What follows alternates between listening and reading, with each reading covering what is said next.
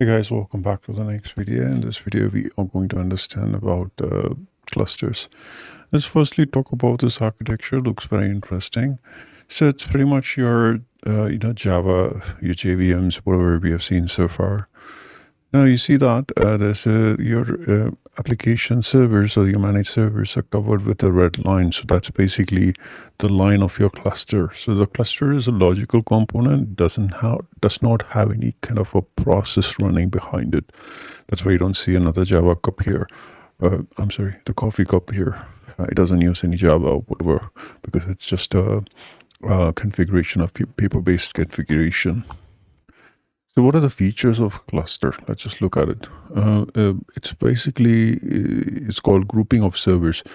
When you group up multiple servers together, you're going to have easy for you to deploy. When you do a deployment, like in the last video, in the development video, we saw deployment very much easy because you were able to, you already had only one server, which is admin server. You deployed it on top of that, and you never did have an opportunity to select it.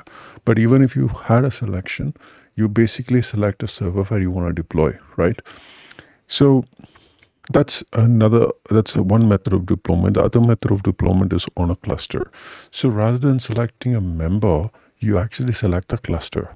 So what happens is, like, when you deploy to a cluster, you kind of deploy to everything, all the members under the cluster. We will be seeing the cluster creation in this section.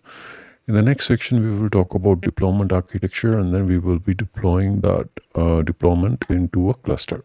So those are the two things which gonna happen, and both are related to each other. Another one is restart of JVMs. Rather than restarting JVMs, you can actually restart the cluster, which means that all those servers will be restarted within the cluster. Resource allocations can be also easier when you assign resources to cluster.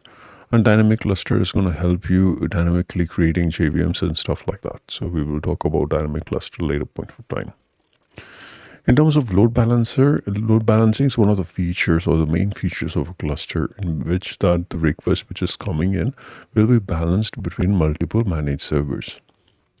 And in terms of failovers, there is always a detection in terms of failovers. And we are going to see load balancing, failover as part of an architecture. So don't worry about it. I'm going to cover it in detail. And failover makes sure that if one node fails, then that is monitored by the other node, and the request will not be sent to that node because all these nodes' heartbeat is monitored by a master server, and that will decide on how it's going to handle the loads and when a node will disappear and when node will appear if the node works fine. So basically, it's an internal calculation which we will talk later on the next section. So thanks again, guys, for your time. And this video, we just spoke about some of the features of the cluster. Let's go have a look into these architecture and each of these features and try to understand more relevance to our subject. If you have any questions, please leave it on the question section. I'll be there to help you out. Thank you again for your time and patience. I'll see you on the next video.